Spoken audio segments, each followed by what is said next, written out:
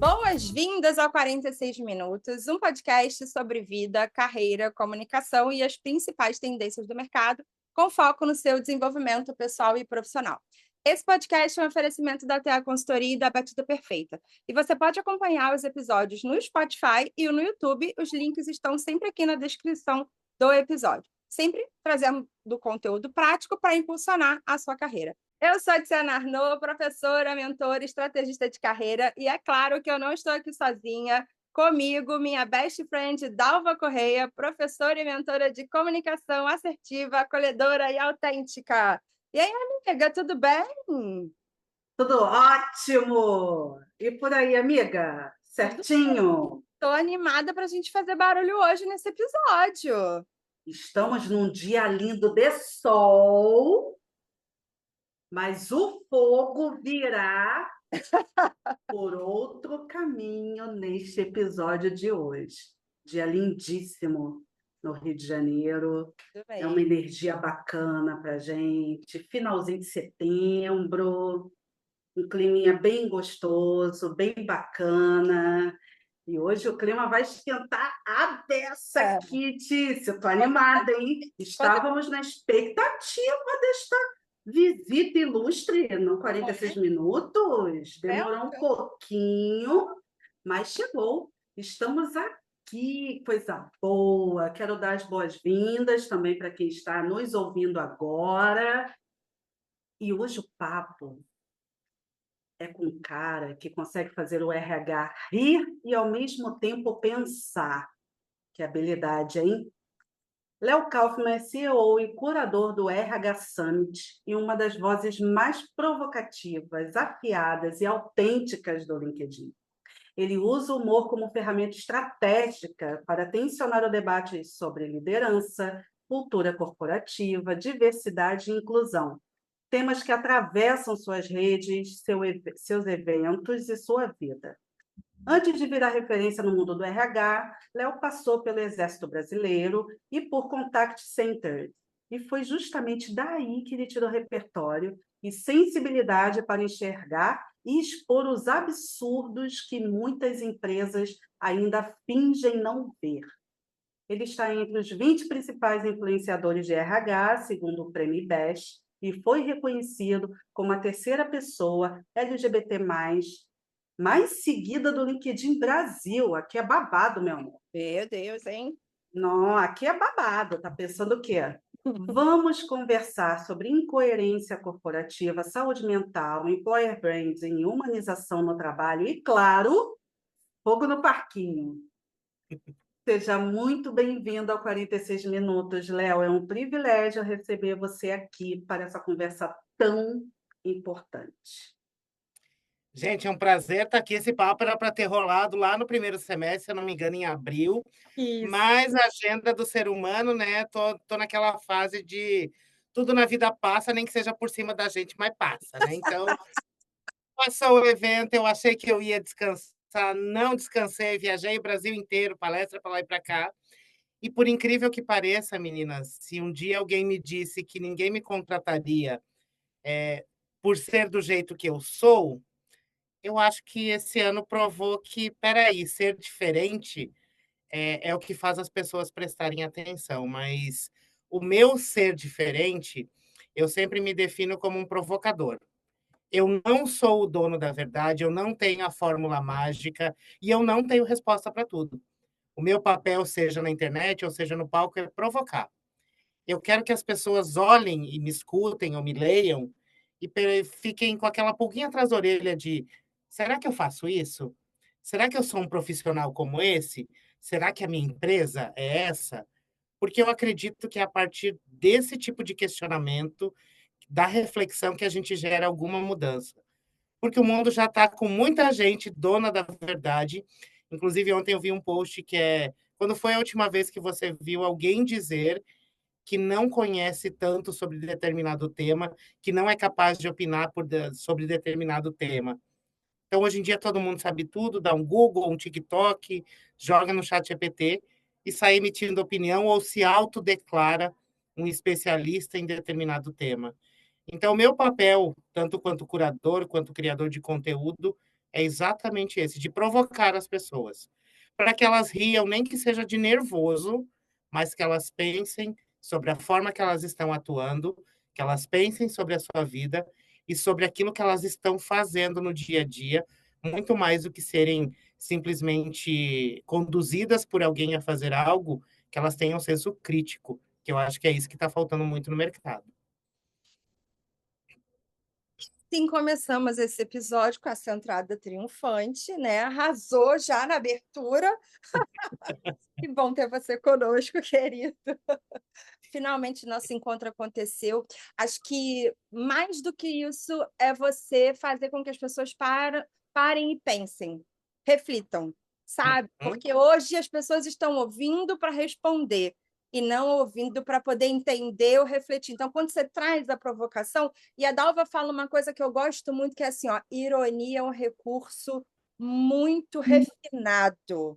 Não é qualquer pessoa que sabe ser irônica, né? Então, assim, Uhum. quando você traz a ironia de uma maneira que faz com que as pessoas pensem, reflitam e se questionem, então tá aí o resultado, tá dando certo, né? À toa que você está rodando o Brasil, né? Eu ia falar, vamos começar, mas a gente já começou, né, Dalva? Gente, babado, não esperava menos. É, Nossa, mas tem nossa. perguntas aqui, né, querido? Então vamos lá. Ah, Eu só deixar um recadinho aqui para os nossos ouvintes. Quem não está ainda seguindo o nosso pod, clica, aproveita no sininho para não perder nenhum episódio.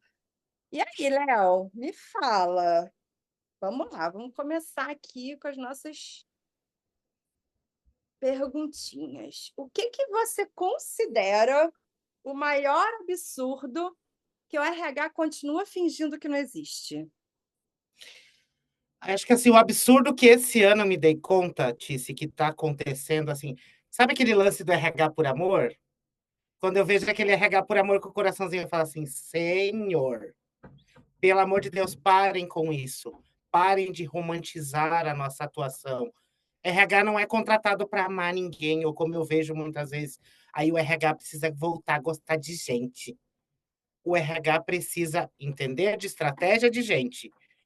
Quando eu falo cuidar de gente, eu estou levando o papel do RH para uma área, como eu vi no evento esse final de semana aqui em São Paulo, o RH sendo mãe da empresa, tendo aquela figura maternalista de cuidar, de meu Deus, eu preciso proteger. E não, primeira coisa. Então, RH é uma profissão, é uma área que entrega resultado para o negócio. Então, vamos parar com esse negócio de RH por amor, quem cuida de quem cuida.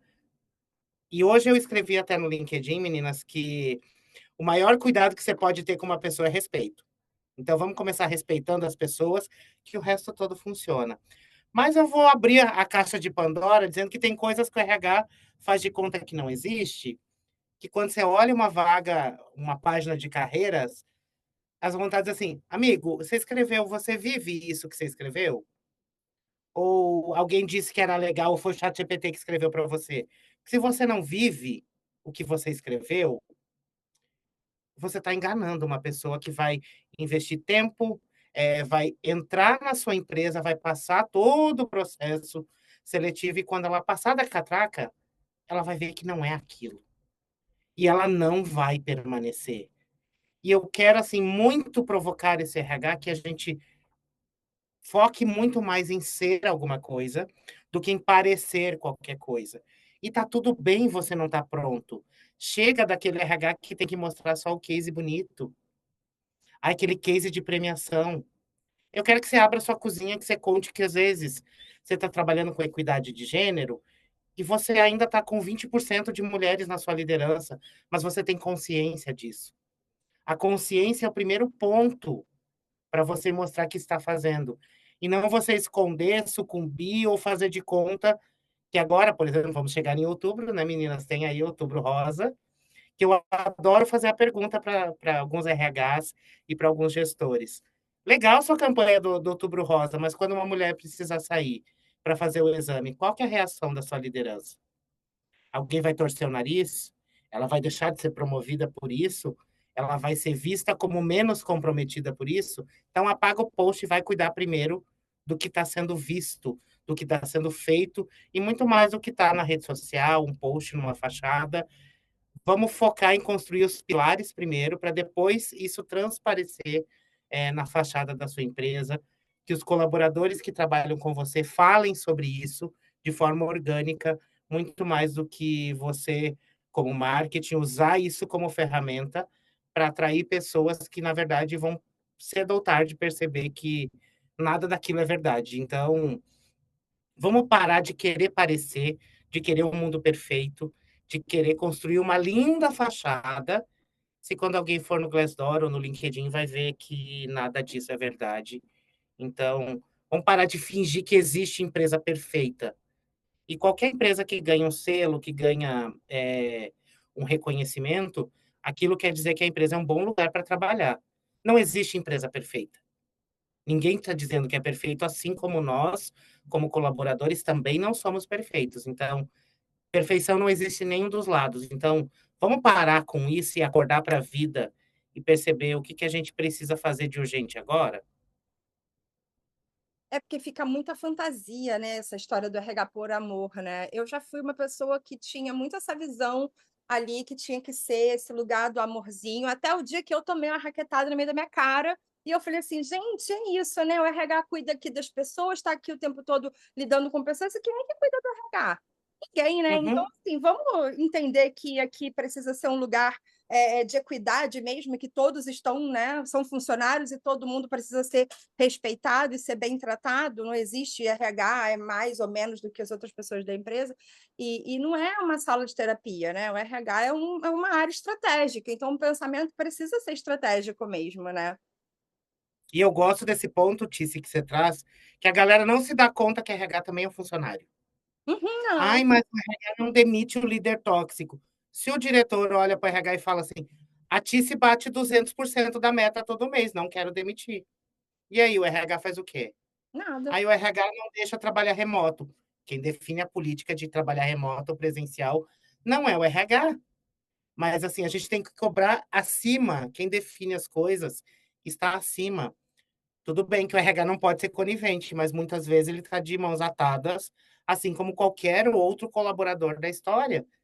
Então, só tomar cuidado. E eu gosto. Agora, eu me lembrei de uma frase da Ana Tomazelli, que quando a gente. Que inclusive é pior que eu no Fogo do Parquinho, quando junto os dois, misericórdia.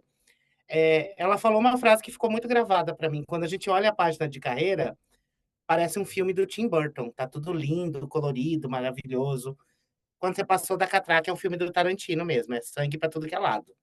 Então vamos parar com esses universos paralelos. Acho que, e só para finalizar mesmo, o RH é um funcionário igual você. Mantenha isso na sua cabeça. Muito bom, né, Dalva. Foi inevitável, Tícia. Acabei de me lembrar do filme do Deu Match, a rainha dos apps de namoro. Tem uma fala dela como CEO, né, de um grande app, quando ela está numa situação ali difícil, uma plateia imensa, esperando ela dar uma grande notícia, né? Enfim, não sei se ela foi receber um grande prêmio, mas ela precisava comunicar ou não uma decisão de uma baita parceria, né? Na verdade, a empresa dela só existia em função dessa outra. Ela estava ali numa decisão muito difícil. E a escolha que ela precisou fazer naquele momento de fala, que era um trabalho, um aplicativo, né, com foco em mulheres, e quando ela diz, ela começa a fala dela dizendo que ela já foi bem babaca com mulheres também. Quantas vezes ela riu das piadinhas, das gracinhas que os homens faziam. Então, ela se enxergava nesse lugar. Então, quando o Léo falou sobre essa questão da consciência, né, da pessoa ter a consciência de que não existe esse mundo perfeito, então ela se colocou na posição de imperfeita como CEO. É isso que vocês estão falando, né? Não é o RH que decide, bate o martelo para tudo. Se essa mentalidade de equidade, inclusão, diversidade, se ela não vier do topo, faz para todas as outras cadeias seguirem. Então, aquela fala dela foi muito forte pela sequência que ela elaborou dessa fala. Ela começou se colocando na posição de sou completamente imperfeita, embora eu também seja mulher, eu já critiquei muito, já julguei muito, já debochei, já fiz, já aconteci, já deixei de dar oportunidade para a mulher. Cara, ela se colocou na bandeja da vulnerabilidade de uma forma, e só então depois ela trouxe ali a decisão, senão eu vou dar muito spoiler, né, do filme, mas ela depois trouxe ali a decisão final dela em relação à parceria. E é isso, né, Léo, que você trouxe, que acho que tudo está nas mãos do RH. Não, espera aí, como é que a diretoria enxerga isso? O conselho, o Uhum. CEO, a mentalidade deles? Porque se não estiver alinhado, pode ser o melhor RH do mundo. Como vai fazer? E aí, assim, você olha para o universo brasileiro, a gente muitas vezes fala, ai, porque a diretoria, o CEO, 90%, mais de 90% das nossas empresas são pequenas e médias empresas. Pequenas e médias empresas não vão ter um conselho por trás, não vão ter uma maturidade de gestão alta. Então, muitas vezes, você vai ter que olhar para o teu CEO e falar, você sabe o que é isso? O que você espera do RH? E talvez você descubra que o gap maior que você tem dentro da sua estrutura é o teu CEO, que ele precisa de uma mentoria, que ele precisa de formação, que ele precisa de educação sobre aquele tema. Eu tenho falado bastante que o RH, alguma vez você já virou para o seu CEO e perguntou: o que é RH para você? O que você espera do RH dessa empresa? Porque cada empresa tem um RH que funciona de um jeito diferente. Talvez o teu CEO vire e fale: eu quero que você recrute, que você desenvolva meus líderes e que você treine para melhorar a produtividade. Ok, 3 coisas que você quer que eu faça. Se eu não pergunto isso, às vezes eu estou viajando com as coisas da minha cabeça. Aí eu acho que trabalhar ESG é importante. Aham, a empresa está com dificuldade financeira e você está batendo em ESG. Não estou dizendo que ESG não seja importante, gente. Porém, existe um momento da empresa. Será que é mais valioso para aquele CEO você trabalhar e melhorar alguns processos que ajudem nesse momento financeiro difícil? Ou você puxar uma pauta de ESG que é algo que está numa maturidade de gestão muito mais alta? Então, perguntar as coisas. Acho que esse é um ponto também, meninas, que perguntar as coisas é algo que se perdeu. Da mesma forma que eu não ouço para entender, eu ouço para responder, na maioria das vezes eu não pergunto porque eu acho que eu já sei ou porque aquela informação é comum para todo mundo. O que é RH naquela empresa? O que ela espera? Teve uma pessoa que eu mentorei um tempo atrás que eu, não, porque precisa implementar inteligência artificial no meu recrutamento, porque não. Tava ela enlouquecida 2 semanas em cima disso. Falei, quantas pessoas você recruta por mês? Ela, 2. Falei, tá, e você está perdendo todo esse tempo para 2 pessoas que você recruta por mês.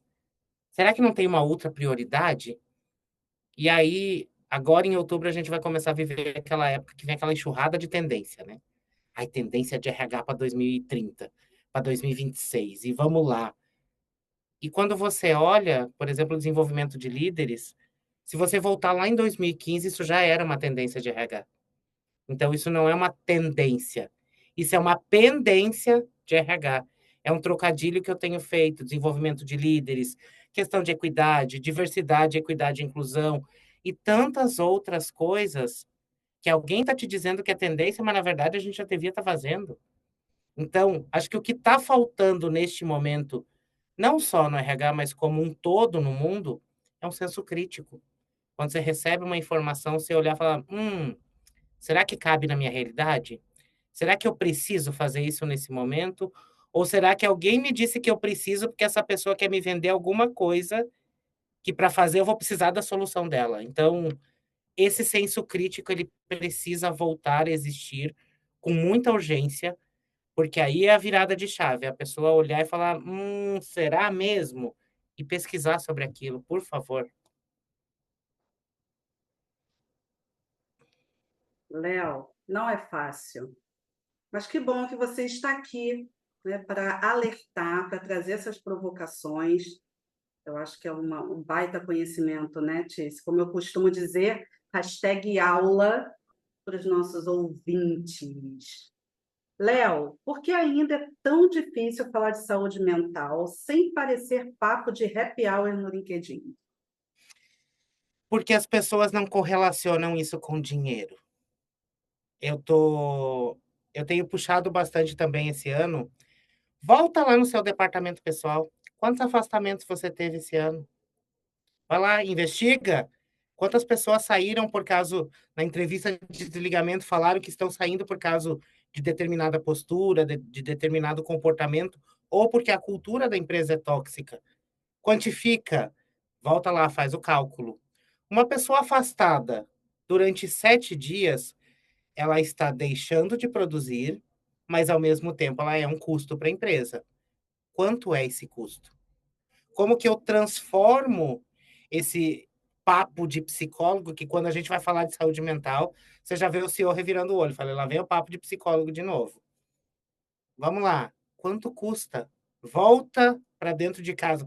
Para de olhar aquela pesquisa linda que fala, nossa, X% da população está doente. X% da população da sua empresa. Quantos estão doentes? Volta, faz esse cálculo. Volta lá no teu CEO, volta no ser supremo da sua hierarquia, como eu brinco muitas vezes, e fala, ó, estamos perdendo X reais por mês com afastamentos. Se eu trabalhar essa questão e eu reduzir em 10%, a gente vai economizar X reais. Essa economia muitas vezes vai bancar um programa de saúde mental, vai bancar alguma outra iniciativa. O que a gente precisa nesse momento é sair da esfera do RHZs, que são os nossos indicadores de RH, e traduzi-los para pautas de negócio. O que, que o financeiro entende? Que eu estou economizando, que ele está ganhando ao incentivar ou bancar aquela ação que eu estou fazendo. Para o dono da empresa, ele quer duas coisas. O que, que eu ganho e o que, que eu deixo de perder com isso. Se você conseguir nessa linha, ok, é muito mais fácil. Não estou dizendo que funciona em 100% das vezes, mas pelo menos você ganha tempo para ser ouvido. Aqueles 5 minutinhos que você tem para falar com ele, despertar a atenção, é para você responder essas duas perguntas. E às vezes tá, o que que a gente precisa fazer? Não, a gente precisa melhorar isso para melhorar nossa marca empregadora. No final da história, o primeiro palavrão do podcast, o senhor está falando, foda-se, o que que eu ganho com isso? O que que eu deixo de perder com isso? Não que ele não se importe com pessoas, mas entre olhar para uma pauta que parece apenas uma pauta social ou uma pauta de RH, como muitos deles dizem, e eu falar de perda de faturamento, risco trabalhista que ele pode vir a pagar, qual dos dois será que ele vai ouvir com mais afinco? Lembrando que uma multa trabalhista pode muitas vezes fechar uma empresa, dependendo do caso que for. E aí, será que eu estou esperando a bomba estourar para falar eu avisei, eu já sabia? Ou estou sendo preditivo e estou alertando que aquilo pode acontecer e também propondo soluções que economizem caixa da empresa? Não é mudar a sua atuação como RH, é mudar a forma com que você vende aquilo que você faz. O seu discurso precisa ser mudado. E a forma que você vê as coisas, aí sim vai para um lado de um RH estratégico, que agora parece que é moda, né? Todo mundo botou RH estratégico no cargo, e até conversando com o cliente essa semana, ele falou assim: você não vê um financeiro falando que é financeiro estratégico, um TI estratégico, um médico estratégico, um veterinário estratégico, mas o RH agora todo mundo quer ser RH estratégico. Então é muito mais sobre uma postura e uma forma de trabalhar do que simplesmente colocar no seu LinkedIn lá RH estratégico ou especialista em NR01. Gente, será que deu tempo de ter especialista nisso?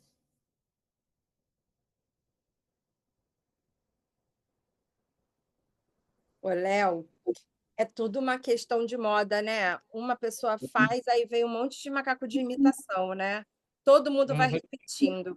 Você sabe que na hora que você estava falando sobre essa questão trabalhista, né? Uma coisa que muitas vezes as empresas não pensam, né? Bastou o primeiro funcionário abrir um processo, ele abre uma jurisprudência, e ele ganhando, pronto, vem uma renca de gente atrás processando igualzinho, do mesmo jeito, citando o processo anterior e ganhando também. Então, é exatamente o que você falou, fecha uma empresa. Mas, do outro lado, eu também penso o seguinte, sabe, Léo? é que a gente está vivendo uma época onde as relações estão muito difíceis. As pessoas interagirem com as outras pessoas tá sendo cada vez mais difícil, está sendo cada vez pior. E eu vejo uma certa dificuldade também das pessoas melhorarem como ser humano. Então, às vezes, Uhum. aquele CEO daquela empresa, ele, na verdade, não é uma pessoa boa. Ele não está se importando do fundo do coração dele. Porque existem empresas gigantes e que tem outras empresas que estão ali no controle delas e elas têm um olhar que sabe que é um olhar estratégico, que é importante ter toda essa questão relacionada a ESG e todas as questões de treinamento, desenvolvimento de liderança, compliance tem tudo, porque a empresa precisa ter, porque ela tem um nome. E às vezes a gente vê uma empresinha, cara, pequenininha, e que o dono da empresa ele é super preocupado com as pessoas. Ele pode não ter um programa de diversidade e inclusão e tudo mais, mas ele é uma pessoa preocupada. Então, acho que precisa trazer um pouco mais de humanidade para dentro das pessoas, porque aí, a partir disso, a gente leva essa humanidade para as empresas, né? E eu vejo uma falta disso, entende? Eu vou te trazer, Tícia, uma visão que eu tenho tido. Como que a nossa geração e da nossa geração para trás, o único jeito de ganhar mais na carreira era virando líder. Uhum. E nessa toada, o analista virou supervisor, porque era o único jeito de ganhar mais. Supervisor virou coordenador, gerente. E nessa toada, a gente tem C-levels que chegaram lá em cima e nunca quiseram lidar com gente. Eles só subiram por status, por questão financeira. Vai demorar muito tempo ainda para que a gente tenha uma geração de C-levels que tenha sido, que tenha crescido por desejo. A gente tem um gap muito forte de liderança no mercado. O pessoal está falando, ai, mão de obra qualificada. E os líderes, onde que estão? Sem Quem vai treinamento. liderar as próximas empresas? Sem treinamento, eu sempre digo que é o método Zeca Pagodinho, que é os trancos e barrancos, lá vou eu. Um vai ensinando para o outro. Quando eu fui supervisor, eu aprendi com os meus pares. Porque o RH da minha empresa, inclusive, na época do call center, tinha área de treinamento e desenvolvimento que eles chamavam de área de desenvolvimento, que eu brincava que era a área de sem envolvimento. Porque eles gastaram, eu lembro na época, um dinheiro bem bom para levar aquele treinamento, o jeito Disney de atender os clientes. Para um call center, gente, pelo amor de Deus. Quando eu voltei para a operação com a minha equipe, eu passei 6 horas na sala. Quando eu voltei, o meu gerente me dá um tapinha no ombro e fala assim: bora trabalhar, que aqui não é a Disney. Ou seja, eu passei 6 horas na sala, a empresa gastou uma grana lascada para aquele negócio, simplesmente porque não havia um bom diagnóstico daquela área de treinamento e desenvolvimento. Então, aí você vê que hoje em dia, e aí eu sou muito crítico nesse ponto, que eu vejo empresas falam que RH abraça árvore. Semana passada eu até brinquei com isso, que eu já vi mais gestores comerciais abraçando árvore do que RH. Quer ver a equipe não está batendo meta, traz lá o treinamento motivacional, de não sei o que lá. Em vez de olhar para os próprios problemas, produto, marketing, atendimento, pós-venda, não, o problema de venda sempre é motivação. E aí que eu vejo gastando suntuosos cachês com Nossa. palestrantes que em 1 hora botar a culpa nas pessoas, porque, né, motivação, estou dizendo que a Tice não faz porque ela não quer ou porque ela não fez direito, ao invés de eu gastar, muitas vezes, muito menos que isso, olhando para dentro da minha empresa e vendo, tá, peraí, tá difícil vender, porque quando eu vendo dá merda com cliente que fala mal de mim para o outro, fica mais difícil de vender. Então, vamos resolver o que está acontecendo aqui dentro? Então, eu vejo toda essa questão que muitas vezes esse líder que chegou lá em cima não quer saber de gente.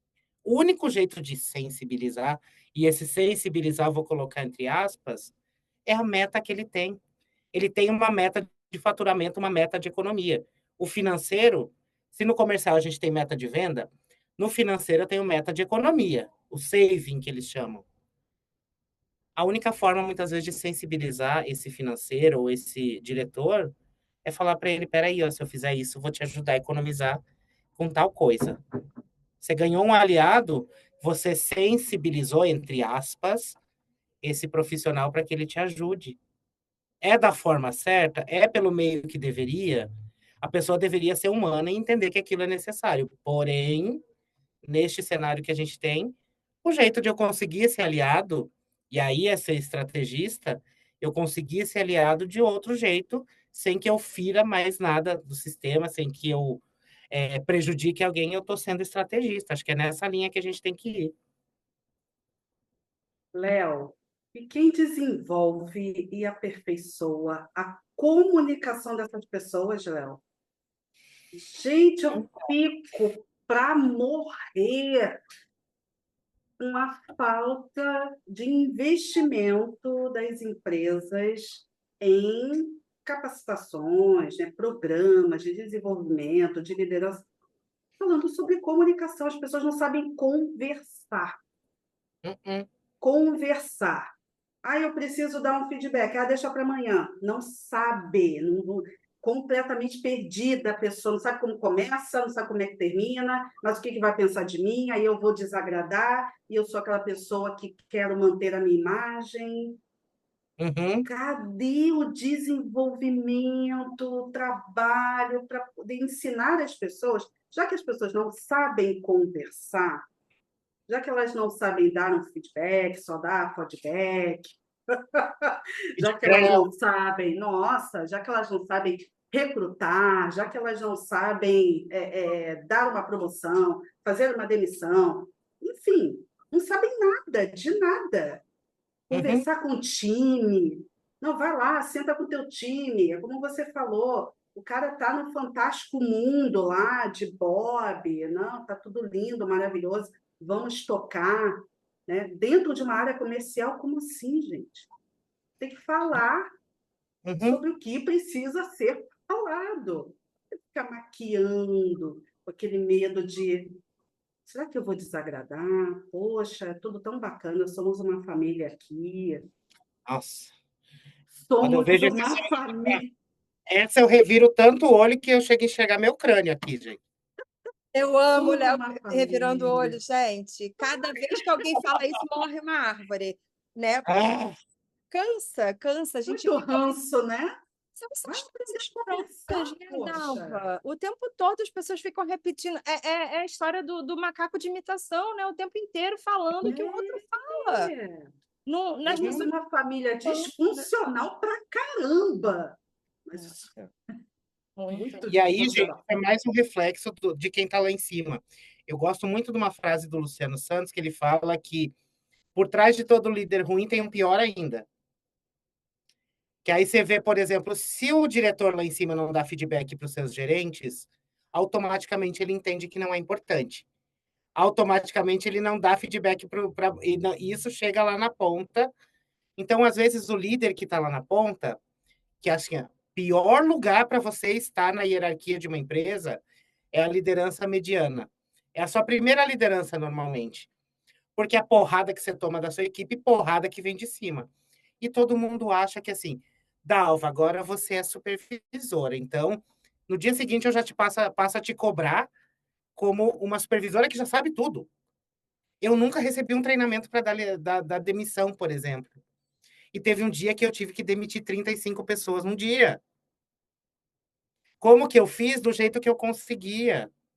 Do jeito que alguém me ensinou. Eu nunca tive um treinamento para isso. Dar um feedback. A gente está na era da inteligência artificial, tem supervisor jogando coisa no chat GPT para formular um feedback, sem nenhum embasamento, ou muito mais como uma opinião, ou aqui puxando muita orelha do nosso querido RH. Só para entregar para mostrar para o RH. O RH faz aquela pesquisa de clima e manda o resultado para o líder, mas ele sentou do lado e falou: Dalva, senta aqui comigo, ó. Este item está crítico, e se você fizer isso, isso pode te ajudar no resultado. Eu não estou colocando um alvo na sua cabeça. Porque fica nessa coisa. Eu mando o resultado, o líder entende. Pronto, o RH botou um alvo na minha cabeça. Eu estou no bico do corvo aqui para ser demitido. Explica as coisas, explica as nossas coisas para eles. E, por favor, quem é RH que está nos ouvindo aqui, não se coloque acima da liderança. Você não está acima de um líder. Vocês estão no mesmo nível. E aí, uma coisa para ser estrategista, por favor, Ai, a gente tem que melhorar a experiência do colaborador. Ai, não sei o que do colaborador. Gente, quem melhora a experiência de colaborador é líder. Você tem que capacitar o líder que está à frente daquelas pessoas para que ele tenha um ambiente saudável. Ele saiba dar um feedback, ele saiba desenvolver as pessoas, porque a maioria dos líderes quer todo mundo pronto porque não sabe desenvolver ou não quer. Então, é muito mais fácil eu sozinho ali, RH, impactar 20 líderes, que tem mais 20 pessoas cada um, do que eu sozinho impactar 400. Se o RH vai falar para esse colaborador, não, que você tem que bater o ponto certinho, e o líder não reforçar isso, ele não bate o ponto. Então, vamos lá, foca no líder, porque aqui você está sendo estrategista, você está ganhando escala. E sendo muito transparente, você está melhorando o seu trabalho. Líderes melhores têm uma rotatividade menor, ou seja, você vai ter que recrutar menos. Você vai ter que treinar menos treinamentos iniciais e vai poder focar no que realmente você precisa fazer, que é desenvolver esse líder, trabalhar clima, trabalhar outras coisas. E, por favor, também tire o seu bumbumzinho da sala. Vai lá sentar no meio da operação de vez em quando. Não precisa ser todo dia. Cada 15 dias, uma vez por mês. Porque a planilha permite tudo. Aí, você olha, às vezes, nossa, eu vi uma pessoa esses dias, o meu ENPS tá 96. Eu falei, isso é mentira. Não, Léo, porque aqui tá dizendo, eu falei, vai lá pro meio da operação para ver. Com certeza essas pessoas elas desacreditam do processo. Elas estão votando dessa forma para que elas não sofram represálias do líder que elas têm. Então, NPS, o 96 é mentira. Não existe isso. E é só saindo da sala que você vai ver isso. Eu ouvindo as pessoas, né? É o lugar onde a gente tem as respostas mais verdadeiras. É sair do Uhum, pedestal, né? Sair desse lugar do ego, pegar e ir lá para a operação e ouvir a equipe. Eu acho que a melhor forma da gente conseguir fazer uma boa liderança é ouvindo quem está ali com a mão na massa. Eu não vejo uma uhum, outra maneira. E se desenvolver, né? Porque se o líder está numa empresa e a empresa também não oferece um treinamento, se desenvolve por conta própria. Né? É nossa uhum. responsabilidade ser uma boa pessoa. É nossa responsabilidade ter cuidado e respeito com quem eu estou liderando, porque eu não posso causar um estrago nas pessoas. E esse é o nosso Não, maior problema hoje, né? e tá aí a IA de prova, Tiz, que 3 anos atrás a inteligência artificial já existia, mas ninguém conhecia. Aham. Veio o boom do ChatGPT, olha, dá para contar nos dedos os meus amigos que não usam. Todo mundo deu um jeito de aprender a usar o bichinho. Dá um feedback, você pode assistir um vídeo no YouTube, você pode ler um livro. Tem tanto conteúdo aberto hoje em dia que muitas vezes a pessoa pega pela mãozinha, peraí, eu vou esperar a empresa chamar alguém para me ensinar a dar feedback. Sobre diversidade, equidade e inclusão é a mesma palhaçada. Ninguém. Ai, mas eu não sabia. Não, peraí, você não quis saber. É diferente. Você escolheu não saber. Conteúdo existe, livros existem, mas dentro da sua bolha você escolheu não saber. E voltando no ponto ali principal que a gente estava no começo, tá vendo tudo isso que se eu fizer dentro da empresa vai reverberar para fora? Vai aparecer de forma orgânica, muito mais do que eu escrevendo bonitinho ou fazendo uma linda página de carreira, que às vezes eu olho assim, que linda a sua página de carreira, pena que eu já trabalhei aí. Eu sei que não é nada disso. Adoro. Então, ó, aproveitando esse gancho, vamos para a nossa próxima pergunta, Léo. O que as empresas precisam desaprender urgentemente se quiserem atrair talentos de verdade? Você já começou dando esse spoiler aí, né? Sendo verdadeiro. Então, elas precisam desaprender de. Eu quero muito que elas desaprendam a olhar para o Vale do Silício. Ai, porque nos Estados Unidos é assim. Ah, e daí a realidade trabalhista é a mesma? O tipo de profissional é o mesmo? A remuneração é a mesma? Semana passada até coloquei, vai que lindo o seu propósito, quanto é que você vai me pagar para trabalhar para ele? Então, vamos lá. Parem de olhar para fora. Parem de olhar essa síndrome de vira-lata. O Brasil tem muita coisa para ensinar. Tem muita empresa que faz coisas incríveis com aquilo que possui, com a regra, com as questões trabalhistas que nós temos, com as questões sociais que nós temos. Então, Para de olhar para fora, para de, ai, porque no Nubank é assim, sua empresa é o Nubank, então não. Legal olhar, beleza, mas não tenta importar. Benchmarking é você ver o que a Tice está fazendo e ver do que a Tice está fazendo que é legal para você. Agora, copiar e colar é outra coisa, e isso a gente está vendo que não dá certo. Só pegar e importar uma coisa de outro lugar sem senso crítico e sem entender o porquê que eu estou fazendo. Então vai dar merda no final mesmo. É isso, né? E o Brasil Gênio. tem muito isso, né? De copiar as coisas dos Estados Unidos, né? A gente tem uma influência dos Estados Unidos muito grande. Ao passo que na Europa é completamente diferente, né? A gente quase não vê RH na Europa, né? A gente vê o setor de folha de pagamento. Então, acho que a gente Uhum. pode, sim, aproveitar as coisas positivas e adaptar para o nosso cenário. Agora, esse negócio de fazer, vou fazer lá o jeito Disney de liderar. Gente, a pessoa não olha, não tem nem conexão entre as áreas. Como a Dalva falou, os setores não conversam entre si. Aí, ao invés de olhar para a minha logística, que não está entregando, né, o material dentro do prazo, e eu estou tendo um monte de reclamação no Reclame Aqui, não, eu estou treinando a galera para vender no jeito dito. Está tudo errado, né? É o Pateta, né? O jeito Disney, tá certo. É isso. É. Muito bom, né, Dalva? Fogo no parquinho, gente. Fogo no parquinho. Só verdades. Ai, Léo, que máximo ter você aqui trazendo todas essas verdades, tapas na cara, falando tudo, né, que a galera precisa realmente escancarar. Porque saber, sabe. Uhum. Agora, porta-voz para isso, temos você. Que bom, que bom, que bom. E eu quero reforçar aqui o que você disse logo no comecinho do nosso episódio, né? Assim que eu fiz a tua apresentação, quando te disseram, né, que por conta do seu jeito você não conseguiria nada, que você não daria palestras. Então, assim, chupem essa manga, gente, porque o Léo Kaufmann aqui, com seu fogo no parquinho, trazendo verdade e conscientização, porque essa é a parte mais importante. É claro que a comunicação dele é espetacular, é um grande comunicador, mas que fique sempre essa reflexão, que é o objetivo principal, né, do Léo, com todas essas palavras, todos os insights, as ideias, é provocar, levar reflexão que gerem ação, que gerem, de fato, ações que vão transformar aquele ambiente. Senão, de que adianta todo esse conhecimento, tudo que a gente compartilha aqui, se não for colocado em prática? É como uma coisa que a Tice também diz muito, né? Esse conhecimento todo, li 52 livros no mês, tá, e você vai fazer o quê Uhum. com tudo isso?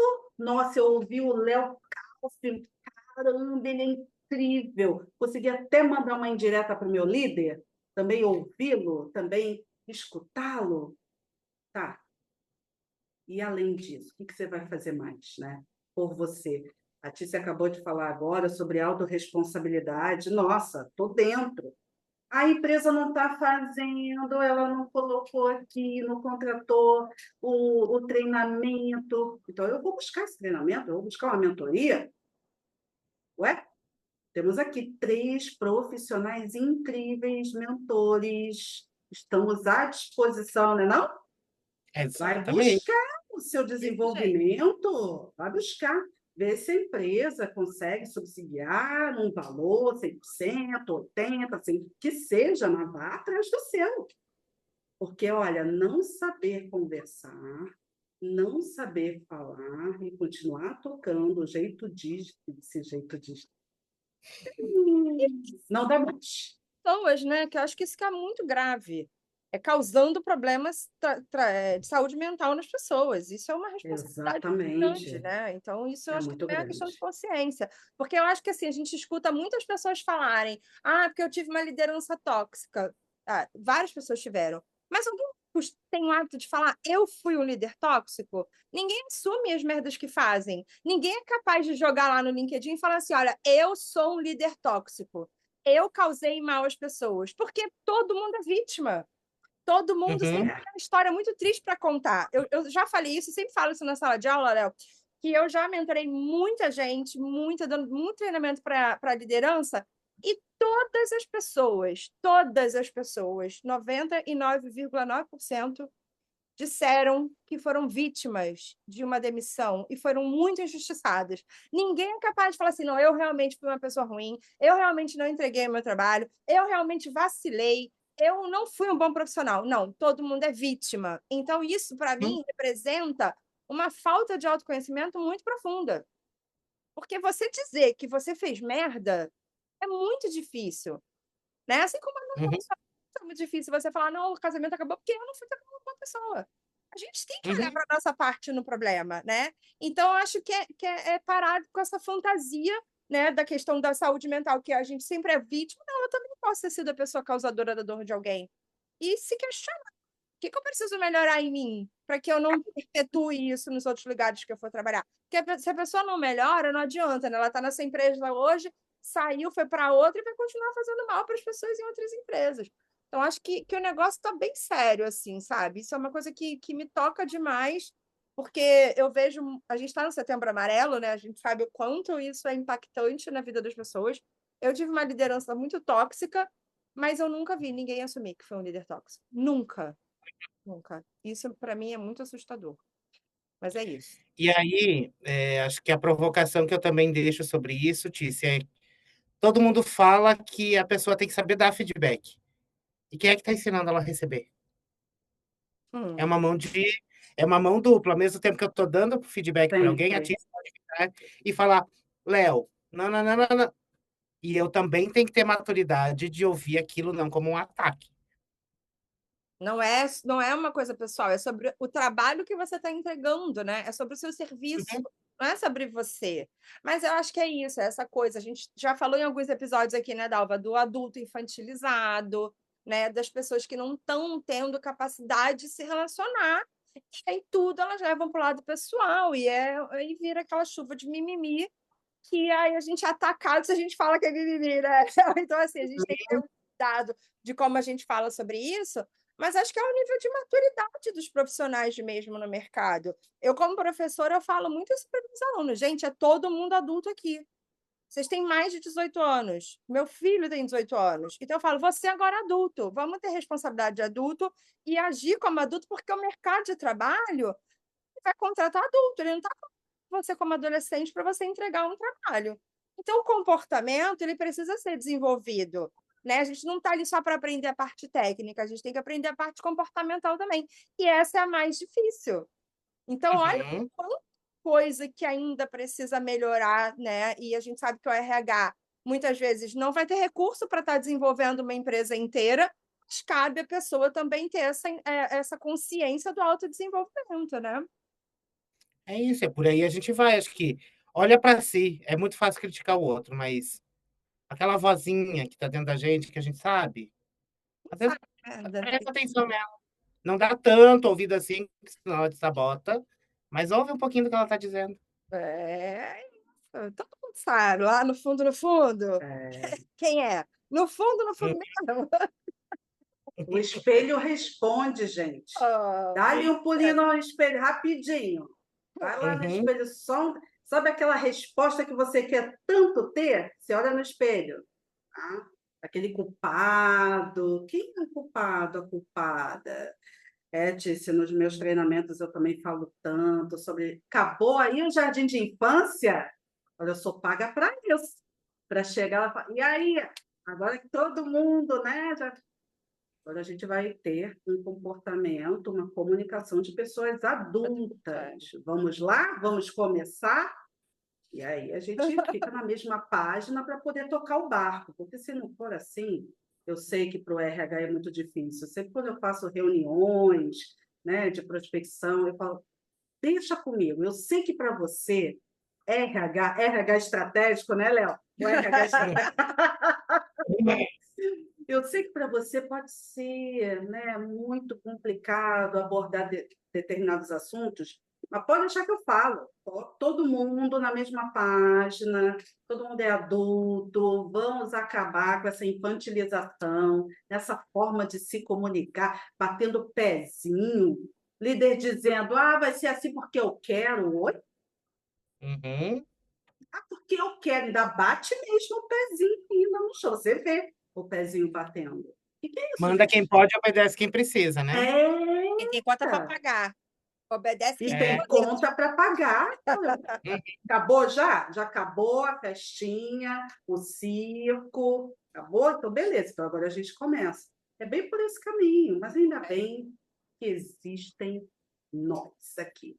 Léo, nós estamos aqui para ajudar, gente. É só chamar. Como você vê a relação entre employer branding e verdade institucional? Dá para fazer marketing de marca empregadora sem maquiar a realidade? Dá, desde que a pessoa tenha consciência de onde ela está.